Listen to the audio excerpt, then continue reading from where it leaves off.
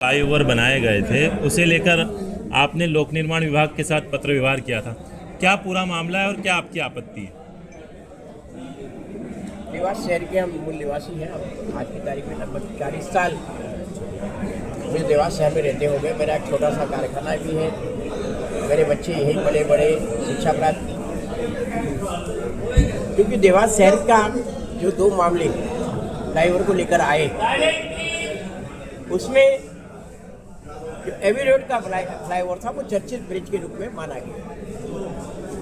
लगातार दुर्घटनाओं के कारण से और बाद में एक हिला देने वाली दुर्घटना जिसमें एक बच्ची जो बहुत ही निर्धन परिवार से थी, संबंधित थी, उसके पिता कैसे उसको पढ़ा रहे थे, उसकी असामयिक मृत्यु ने भी मुझे भी हिला दिया। मेरे को भी सोचने से मजबूर किया। लेकिन इससे पहले ही मुझे लगा था कि इस ब्रिज में कहीं ना कहीं गलतियां हैं, तो मैंने सेतु निगम के जो निर्माण एजेंसी थी उसके चीफ इंजीनियर NS वर्मा जी को फोन लगाकर बात की कि मैं आपसे मिलना चाहता, तो उन्होंने कहा कि मैं आ जाता हूँ। तो मैंने कहा नहीं, मैं आपसे मिलना ऑफिस में मिलूंगा क्योंकि ऑफिशियल काम है।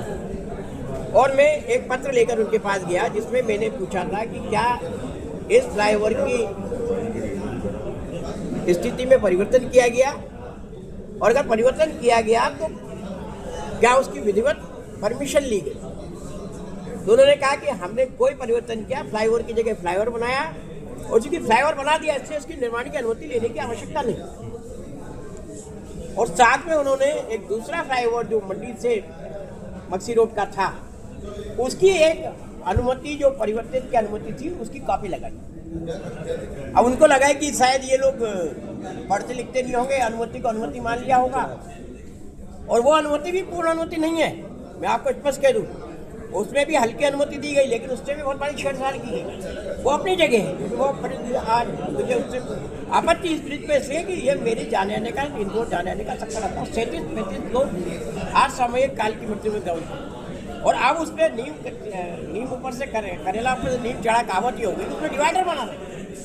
अगर ये डिवाइडर बन गए और मौत का दायरा बढ़ेगा, तो मौत का दायरा बढ़ने की जिम्मेदारी किन पे होगी?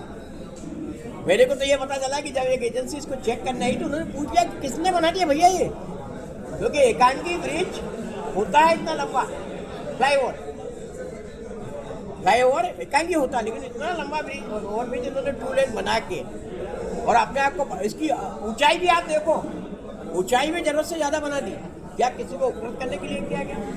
लेकिन हमें जो प्रश्न दृष्टि लगता है कि एक बिल्डर जिसने देवास की 5-7 प्रॉपर्टी खरीदी और 5-7 प्रॉपर्टी खरीदने वाला, ये भी मैं कह रहा हूँ, शायद वो खरीदने वाला, उस बिल्डर के सारी संपत्तियां भोपाल चौराहे से इंदिरा प्रतिमा के बीच के अंतर्गत आ रही थी। पहले आप देख ले कि सिविल लाइन की पूरी प्रॉपर्टी उसके अंदर आ रही थी। दूसरे नंबर पर आप देख ले कलेक्ट्रेट पूरा आ रहा था। तीसरे नंबर पर देख ले नगर निगम के पास वाली संपत्ति आ रही थी। चौथा भगवती सराय आ रही थी। और इसके अलावा आने वाले में जो 3-4 उसने चिन्हित किए, शिक्षा विभाग, आबकारी विभाग, बीमा, ये सब भी उसके अंतर्गत आने वाले। तो उससे साठगांठ करके देवास के तत्कालीन कलेक्टर चंद्रमौली शुक्ला और उसकी टीम, उन्होंने भारी हेरफेर करके ये टीम के नाम बताओ। इस ब्रिज को यहाँ से शिफ्ट करते, और शिफ्ट करते वक्त शायद जिनसे जिम्मेदार थे उनसे जो सहयोग लेना था, शायद वो सहयोग नहीं, ये टेक्निकल बात नहीं हुई, क्योंकि माले मुक्त तिले बहरे हम, टकेसर भाजी टकेसर खा जा, जूतों में खीर बटी, एक जूता। ब्रिज का स्थान परिवर्तन के लिए किसे जिम्मेदार मानते हैं? ब्रिज का स्थान परिवर्तन करने के लिए किसे जिम्मेदार मानते हैं आप? जिन लोगों ने इसका निर्माण करवाया, कौन लोग? तात्कालिक पूरे प्रशासन का जिम्मेदार कलेक्टर होता है, प्रशासनिक रूप से। कलेक्टर के बिना अनुमति कोई काम नहीं हो, तो कलेक्टर को हम प्रथम दृष्टया जिम्मेदार मानते हैं। कलेक्टर के साथ जो नगर निगम कमिश्नर थे, जो BDA के प्रभारी थे, दोनों थे, DDA था, दोनों के प्रभारी थे वो, और साथ में यहाँ के जो SD। भैया आपने आवाज आज उठाई है, इसके पहला भी तो उठा सकते। 4 साल बाद आज आप क्यों आए? क्यों आपकी तो उस समय सरकार ने आपकी सरकार से आर्थिक लाभ लिया गया इसके लिए? भारी आर्थिक लाभ लिया गया, मुझे ऐसा लगता है भारी आर्थिक लाभ लिया गया, क्योंकि समझिए की प्रॉपर्टी अगर ये ब्रिज बनता भोपाल चौराहे से इंदिरा प्रतिमा, देवास को तो फायदा होता, लेकिन श्रीमान समझिए जी को नुकसान होता। शायद उसको नुकसान से बचाने के लिए हेरा फेरी की। हमारे जनप्रतिनिधि क्यों मौन रहे?